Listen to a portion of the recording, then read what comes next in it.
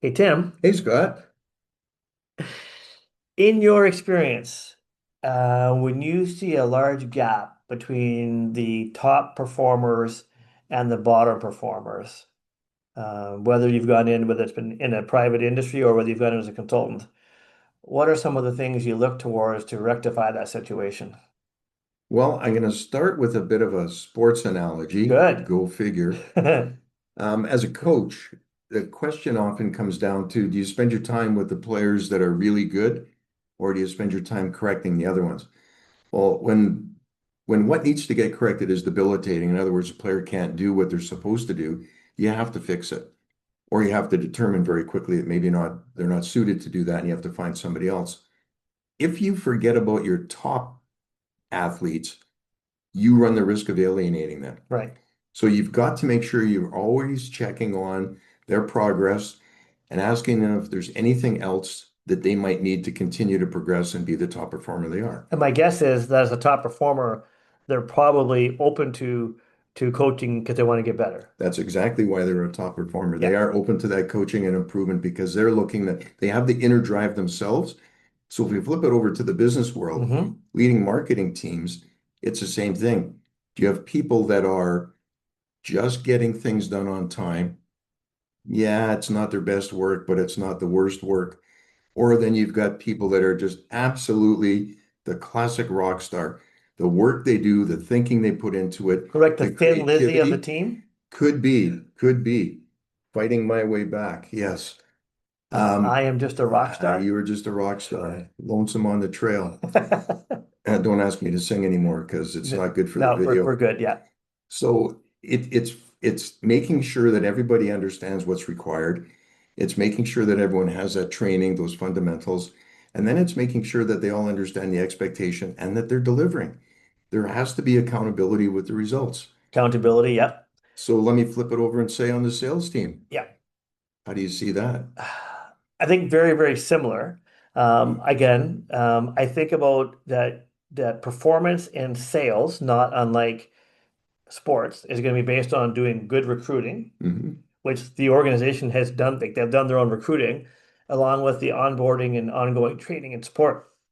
So if you've got a couple of people who are just killing it, and then you've got some people that are performing poorly, well, either it was a poor hire in the first place, and or that person isn't getting the ongoing training and support that they need to get there. Like it's one or the other, right? Right. And what I tend to see a lot of time with organizations is that they're hiring based on probably old job descriptions, and then they're hiring them into an organization where the sales leader or sales leaders are caught between a rock and a hard place in terms of trying to support the team and answer all the questions and demands coming down from upper management in terms of KPIs and CRM and all that stuff. So far too often, the new people on the team are probably full of potential, but aren't getting the time and attention and support and mentoring that they need. And then we either end up saying, hey, Tim, you need to do more, Right. right? But if you don't know those fundamentals, if you don't know how to block and tackle and run routes, doing it harder isn't going to fix it, right? So you need to make sure they know what to do, which goes back to what you had said before, and then making sure that they're getting. Like, I loved your example about sports during a practice or during the game. If you're the linebacker and you've done something, chances are you're going to get some coaching and some, hey, great play on that, and here's what I liked about what you did. Or you might say, do this next time. That ongoing one-on-one training that happens in a practice, in the film room, during the game. Are sales professionals out there, are they getting that kind of support? And the answer is no. The answer is a 100% no, they're not. So I guess to go back to your question, organizations need to be making sure that they're hiring based on the right criteria Mhm. and they're providing the proper ongoing onboarding, training, and support for the life of that individual within the organization. I would say those are fantastic points, fundamentals on how to be successful in a sales function. I would add that it's then up to the sales leader or the marketing leader, just like the positional coach or coordinator in football. It's up to you to know the details of the performance of your individual players or employees. And how did you do that? because you spend time with them and you study them. Yes, you do. The head coach or the CEO is going to be responsible for overall results of all of the departments, but it's those positional people and those department heads that must be responsible and accountable for the details of their people.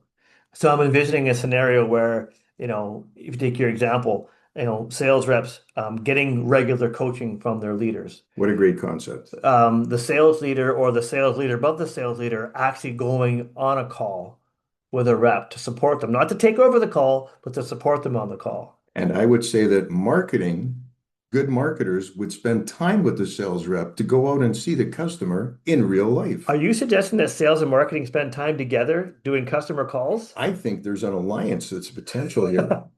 This could be another video. I think there is one here. So I guess to wrap this up, the idea here is that when you've got a gap between your top performers and your bottom performers, maybe what's the question that people should be thinking about as we wrap this up? Are you spending the time evaluating activity and results?